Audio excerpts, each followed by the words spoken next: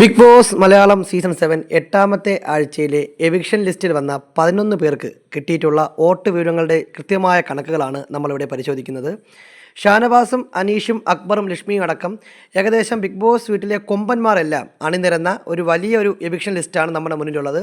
അതിൽ ഓരോ ആളുകൾക്കും എത്ര വോട്ട് വീതം കിട്ടി എന്നാണ് നമ്മളിവിടെ വിശദമായിട്ട് പരിശോധിക്കാൻ പോകുന്നത്. ഇവിടെ ഈ ലിസ്റ്റിൽ ഒന്നാമതുള്ളത് ഷാനവാസാണ്. ഷാനവാസിന് കിട്ടിയിരിക്കുന്നത് 15,650 വോട്ടുകളാണ്.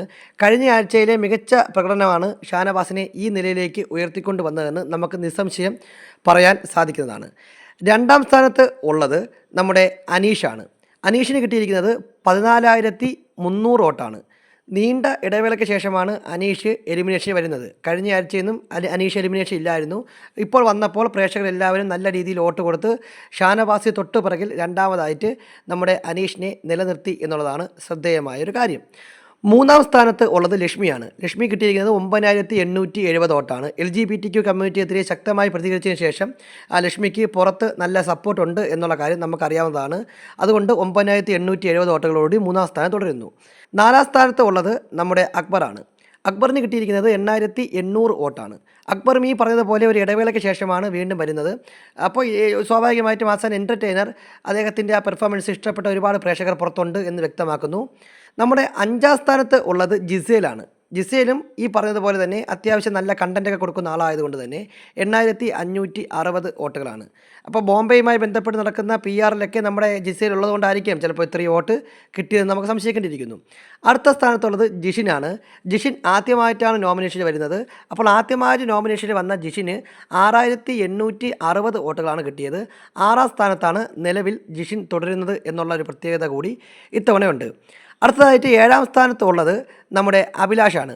അഭിലാഷിന് കിട്ടിയിരിക്കുന്ന വോട്ട് 6,000 വോട്ടാണ്.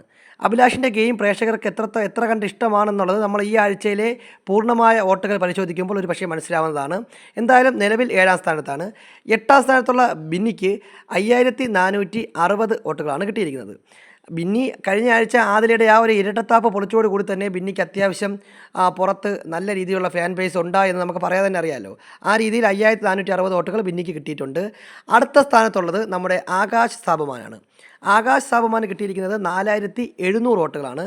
ആകാശ് സാബുമാൻ പ്രതിമയായിട്ട് നിന്ന് കാണിച്ച പെർഫോമൻസ് പല ആളുകൾക്കും ഇഷ്ടപ്പെട്ടു എന്നതിന് തെളിവാണ് തുടർച്ചയായിട്ട് രണ്ടാം ആഴ്ചയും 4,700 വോട്ടുകളോട് കൂടി 9ാം സ്ഥാനത്ത് തുടരാൻ കാര്യം. 10ാം സ്ഥാനത്തുള്ളത് നമ്മുടെ ആദിലയാണ്. ആദില കിട്ടിയിരിക്കുന്നത് 4,000 വോട്ടാണ്. ഷാനവാസും നിവിൻ തമ്മിലുള്ള ഇഷ്യൂവിൽ ആദില ഭയങ്കരമായ നെഗറ്റിവിറ്റി പുറത്ത് സ്പ്രെഡ് ചെയ്തു എന്ന് ആരോപിച്ച് ആദിലയ്ക്ക് പുറമെ വോട്ട് കുറവാണ്. റിയാസുമായിട്ടുള്ള കമ്പനിയും വോട്ട് കുറയാൻ കാരണമായി എന്ന് വിലയിരുത്തപ്പെടുന്നു. ഏറ്റവും അവസാന സ്ഥാനത്തുള്ള ആളാണ് ആര്യൻ. ആര്യന് കിട്ടിയിരിക്കുന്നത് 3,800 വോട്ടുകളാണ്. ഇങ്ങനെ പോകണമെങ്കിൽ ഈ ലിസ്റ്റാണ് മുന്നോട്ട് പോകുന്നതെങ്കിൽ, ഈ ഒരു ട്രെൻഡാണ് മുന്നോട്ട് പോകുന്നതെങ്കിൽ ആര്യൻ താമസിക്കാതെ ബിഗ് ബോസ് വീട്ടിൽ നിന്നും അടുത്ത ആഴ്ച എവിക്റ്റ് ആവും എന്നാണ് മനസ്സിലാക്കാൻ സാധിക്കുന്നത്. കൂടുതൽ ബിഗ് ബോസുമായി ബന്ധപ്പെട്ട അപ്ഡേറ്റുകൾ അറിയാൻ വേണ്ടി നമ്മുടെ ഈ ചാനൽ സബ്സ്ക്രൈബ് ചെയ്യുക.